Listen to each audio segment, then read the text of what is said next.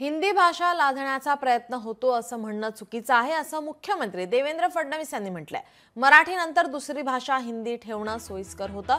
हिंदी भाषेसाठी शिक्षक सहज उपलब्ध होतात असं फडणवीस म्हणाले आहेत। तर कोणाला हिंदी शिवाय तिसरी भाषा शिकायची असेल तर त्याची मुभाही देऊ असं फडणवीस म्हणालेत। यावर महंत सुधीरदास यांनी प्रत्युत्तर दिलं आहे। हिंदी मराठी हा वाद टाळण्यासाठी सर्व शाळांमध्ये संस्कृत अनिवार्य करण्यात यावं अशी मागणी महंत सुधीरदास यांनी फडणवीसांकडे केली आहे।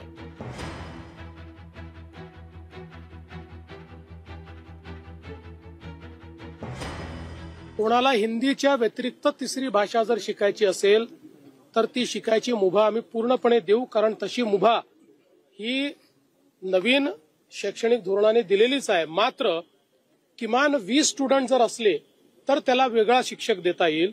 20च्या खाली स्टुडंट्स असले, विद्यार्थी असले तर मात्र ऑनलाईन किंवा कुठल्या तरी वेगळ्या पद्धतीनं ती आपल्याला शिकवावी लागेल। महाराष्ट्रामध्ये मराठीचीच सक्ती असणार आहे, इतर कुठलीही सक्ती नाही। मला एका गोष्टीचं सातत्याने आश्चर्य वाटतं की हिंदी सारख्या भारतीय भाषेला आपण विरोध करतो आणि इंग्रजीचे मात्र गोडवे गातो, इंग्रजी खांद्यावर घेऊन मिरवतो।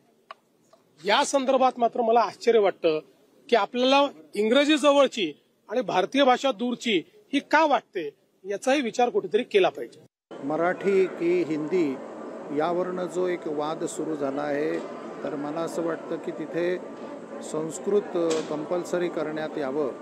डॉक्टर बाबासाहेब आंबेडकरांनी देखील संस्कृत ही राष्ट्रभाषा असावी अशी मागणी संसदेकडे केली होती। त्यामुळे हिंदी, द्रविड किंवा अन्य मराठी हा वाद टळेल। त्याचप्रमाणे संस्कृतचं अध्ययन सर्वांना सुरू झाल्यामुळे ज्याला एक ॲस्थेटिक व्ह्यू किंवा व्हॅल्यू किंवा एक अत्यंत सुसंस्कारी व्यक्तिमत्व बनवण्याकरता निश्चितच मदत होईल। तुम्ही माननीय मुख्यमंत्री देवेंद्रजी फडणवीस यांना विनंती करतो की त्यांनी शाळेमध्ये संस्कृत मॅन्डेटरी करण्यात यावं। लोकशाही मराठी ऐका, पहा, जागरूक रहा।